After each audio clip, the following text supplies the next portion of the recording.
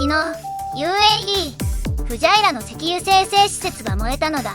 イランのミサイル12発、ドローン4機が直撃してブレント原油が一夜で114ドルを突破したのだ。この数字、日本のガソリン代に換算すると月3700円の値上がりに相当するのだ。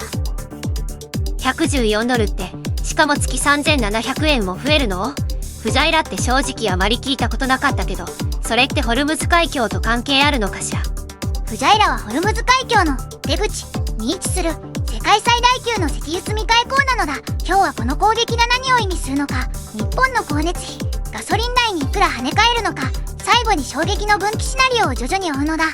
まずフジャイラがなぜここまで重要なのかを説明するのだ。ホルムズ海峡は0キロ幅の水道で、世界の海上石油取引の約 20% がここを通過しているのだ。そのホルムズを出た直後の太平洋側、オマン湾に面しているのがフジャイラ港なのだ。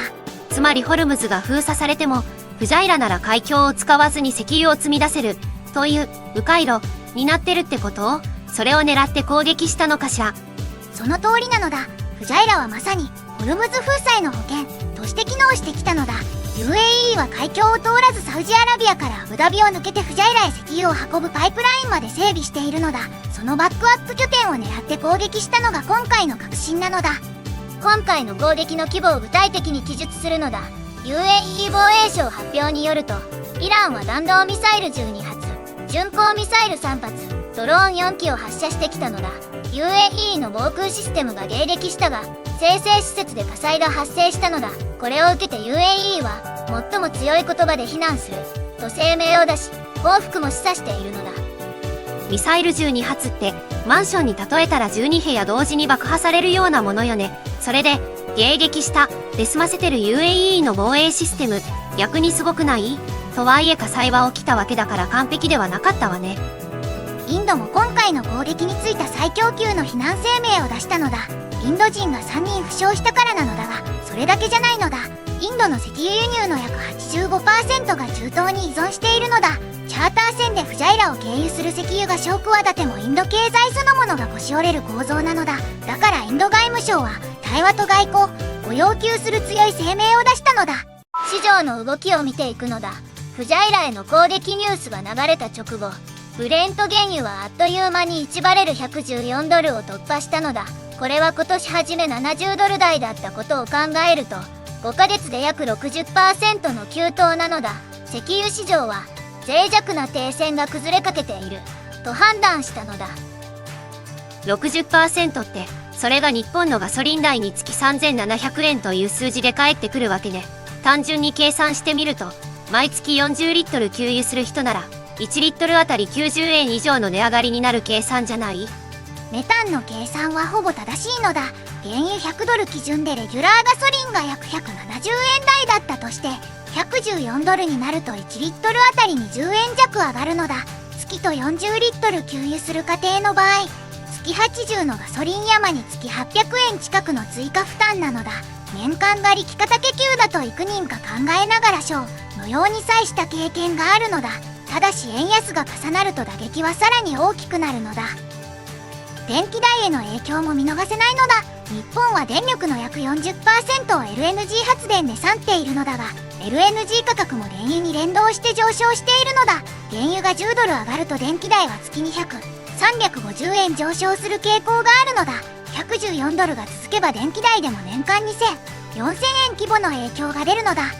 ガソリンと電気代を合わせると年間で1万2000円から年間1万5000円規模の追加負担になるわけね。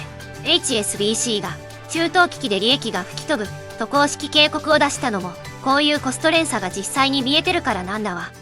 HSBC の話は重要なのだ。今日発表された決算で HSBC は中東紛争関連の貸し倒れ引き当て金として13億ドル、日本円で約1900億円を積みましたのだ。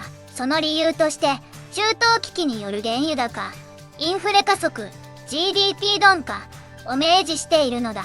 欧州最大の銀行が中東の戦火が世界経済を揺るがすと公式に認定したに等しいのだ。ここまでの要点をさっとおさらいするのだ。フジャイラはホルムズの深いバックアップ港で、そこを狙った攻撃が原油114ドルを引き起こしたのだ。日本の家計では年間1万5000円規模の光熱費増が現実味を帯びてきたのだ。この先の展開はさらにやりがんらしいのだが、それは後半で追うのだ。次はこの攻撃のなぜ今なのかを構造的に見ていくのだ。第一の理由はトランプ大統領が発動したプロジェクトフリーダムなのだ。ホルムズ海峡で立ち往生している船を米軍が護衛して脱出させるという作戦で、イランはこれの警告として今回の攻撃に踏み切ったと見られているのだ。プロジェクトフリーダム、名前だけはかっこいいけど実態は米軍がホルムズに踏み込むってことよね。イランが近づいたら攻撃すると言った以上、これって開戦の基金を手に従ってるようにしか見えないわ。第2の理由はイラン国内政治なのだ。強硬派はプロジェクトフリーダムを主権侵害と主張して国内の支持を固めようとしているのだ。実際に USCENTCOM 米セントラルコマンドのドローン、ミサイル、小型ボートによる交戦を確認しているのだ。これは偶発的な衝突じゃなく意図的なエスカレーションなのだ。第3の理由は経済封鎖の構造的問題なのだ。イランは欧米の制裁で原油輸出が制限される中、世界も同じように炒めという論理で動いているのだ。フジャイラを燃やせば原油が上がる、原油が上がれば欧米も打撃を受けるという逆説的な経済戦争なのだ。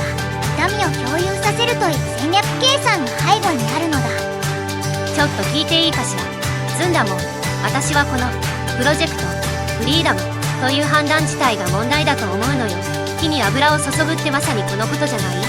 停戦交渉が動いていたタイミングで米軍を投入するのは外交より軍事を優先してる構図よね。大いに方なのだ。オイルプライスが報じたインドの声明は対話と外交と強調する姿勢だったのだ。一方で BBC は停戦のほころびに焦点を当て、脆弱な停戦が崩壊土足だと表現したのだ。ロイターは米軍の関与、必要な抑止力と文脈つけているのだ。同じ事象でもメディアによって180度異なるが確かに存在するのだ。ドバイ観光業への打撃も見ておく必要があるのだ。ミドルイーストアイによると、今年1、3月のドバイ空港旅客数は前年比250万人減少し、3月だけでさらに 66% 減というの数字なのだ。日本からドバイ経由でヨーロッパへ飛ぶ旅行者も直撃されているのだ。冒頭で月3700円という数字を出したのだが、改めてその全体像を説明するのだ。ガソリン、電気代、輸入食品などエネルギーコストが連鎖して上がることを考えると、標準的な日本の4人家族では月3000、4000円の追加負担、年間で最大5万円近くになる試算なのだ。フジャイラ1カ所が燃えたことが日本のキッチンの食材の値段まで影響しながらあるのだ。これからの3ヶ月の分岐シナリオを話すのだ。シナリオ A は外交解決型なのだ。インド、EU、国連が仲介に入り、6月中に停戦交渉が再開されるのだ。この場合、原油は90ドル台に落ち着き、日本の光熱費も落ち着いてくるのだ。シナリオ B は軍事拡大型なのだ。米軍がホルムズに入り、イランがさらに反撃すると、原油は130ドルを超え、日本の内観電気代、ガソリン代は前年比30、40% 増という水準に突入するのだ。シナリオ B が現実になったとして、30、40% 増って夏のエアコンを我慢するレベルじゃ済まないわね。正直、今のうちにガス会社の料金プランを見直すくらいしか個人でできることがないんじゃないかって思うのよ。ずんだもんはこの状況、どっちのシナリオが近いと見てるの？僕の正直な見立てを言うのだ。イランはフジャイラによってホルムズの外にも安全地帯はないと世界に示したのだ。歴史的に見ると2019年のフジャイラ沖タンカー攻撃の後も市場は1、2ヶ月で落ち着いたのだ。ただ今回は米軍が直接関与し始めた点が決定的に違うのだ。あなたはシナリオ A と B どちらが来ると思うかコメントで教えてほしいのだ。明日は UAE の報復動向と原油市場の続報を追うのだ。チャンネル登録と高評価で待っていてほしいのだ。また明日なのだ。